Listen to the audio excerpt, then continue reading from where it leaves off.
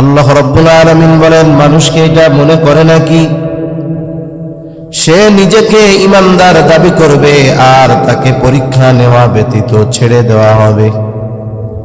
এর মানে আল্লাহ রাব্বুল আলামিন বলেন যে নিজেকে ঈমানদার দাবি করবে, অবশ্যই অবশ্যই এই দুনিয়ায় তার পরীক্ষা নেওয়া হবে। এজন্য এই দুনিয়াটাকে পরীক্ষার হল বলা হয়।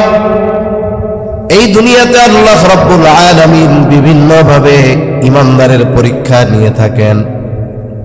আল্লাহ তাআলা কোরআনুল কারীমের মধ্যে পরীক্ষার সিস্টেমগুলোর কথাও আল্লাহ তাআলা জানায়া দেন। আল্লাহ তাআলা বান্দার প্রতি বড় মেহেরবান, দয়ালু। এই জন্য পরীক্ষা নেওয়ার ঘোষণা দেওয়ার সাথে সাথে কোন কোন বিষয়ের পরীক্ষা বান্দার থেকে আল্লাহ তাআলা নিবেন, এই বিষয়গুলোর কথাও আল্লাহ তাআলা জানায়া দেন। কারণ কি? কারণ হলো, বান্দাকে যদি পরীক্ষার বিষয়টা আগের থেকে জানায়া দেওয়া হয়, তাহলে বান্দা পরীক্ষায় সফল হওয়ার জন্য প্রস্তুতি গ্রহণ করতে পারবে। এ দুনিয়াতে যত প্রতিষ্ঠান আছে, স্কুল হোক, মাদ্রাসা হোক, কলেজ হোক, হাই স্কুল হোক, সব জায়গায় পরীক্ষা আছে না নাই? হঠাৎ করে পরীক্ষা নেয় নাকি পরীক্ষার নোটিশ ঘোষণা আগের থেকে জানায় দেয়? প্রায় প্রতিষ্ঠানের মধ্যে অনেক আগে, কোনো জায়গায় 1 মাস, 2 মাস, 3 মাস আগে জানায় দেওয়া হয়, অমুক মাসের অমুক তারিখ থেকে পরীক্ষা শুরু হবে।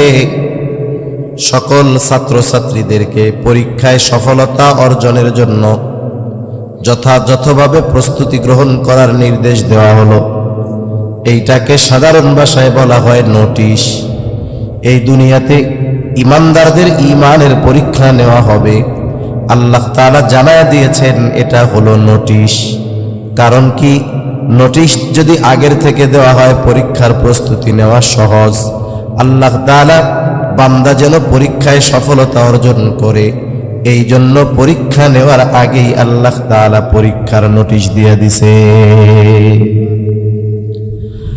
আবার যখন পরীক্ষা একেবারে নিকটবর্তী হয়ে যায়, যেই শিক্ষক যেই বিষয়ে দক্ষ, ছাত্র ওই বিষয়ের বইটা সেই শিক্ষকের কাছে নিয়ে বলে, স্যার, হুজুর, আপনি এই বিষয়টা তো 20 বছর ব্যাপী পড়ান, পরীক্ষার বইয়ের মধ্যে তো শত শত শত শত প্রশ্ন, আমাদের প্রস্তুতি তো সবগুলো প্রশ্নের ব্যাপারে নেওয়া কঠিন, আপনি একটু বইয়ের মধ্য থেকে আপনার অভিজ্ঞতার আলোকে এই প্রশ্নগুলো দাগায়া দেন, যেইগুলা পরীক্ষার হলের মধ্যে আসার সম্ভাবনা বেশি।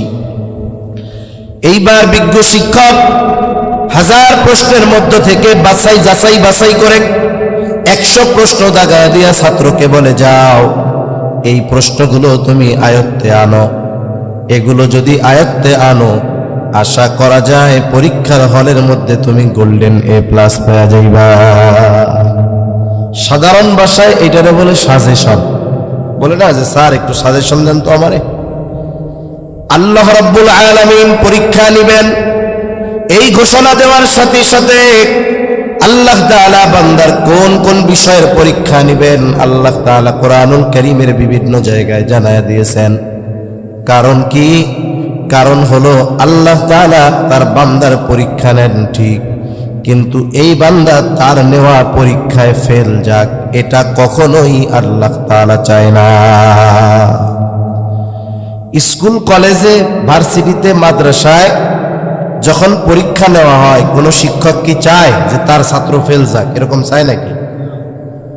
বরং ছাত্র যদি তার বিষয়ে ভালো করে, ওস্তাদরা যখন এক জায়গায় বসে, শিক্ষকরা যখন বসে, তখন অন্যান্য শিক্ষকদের সামনে গর্বের সাথে বলে, দেখছেন কি পড়াইছি, সবগুলা গোল্ডেন A+ পাইছে, আরো গর্ব করে। ঠিক কিনা বলে?